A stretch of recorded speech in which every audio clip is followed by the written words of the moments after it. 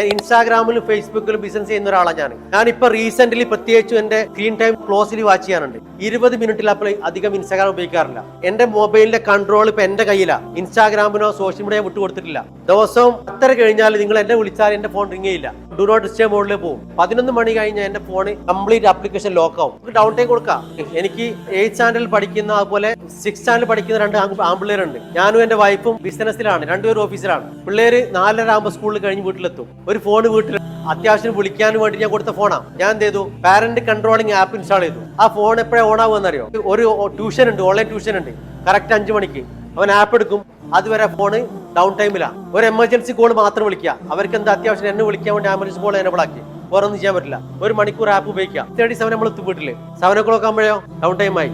മക്കൾ ഫോൺ ഉപയോഗിക്കാൻ പറ്റില്ല. നിങ്ങൾ ഈ ടൈം വെച്ചിട്ട് 10 മിനിറ്റ് യൂട്യൂബിന്, 20 മിനിറ്റ് ഇന്നതിന് ഓരോന്നിനും ടൈം വെച്ച് ഉപയോഗിച്ചില്ലെങ്കിൽ ഈ ലോകം ഭയങ്കര ഡേഞ്ചറസ് സിറ്റുവേഷനിലാണ് പോകുമ്പോൾ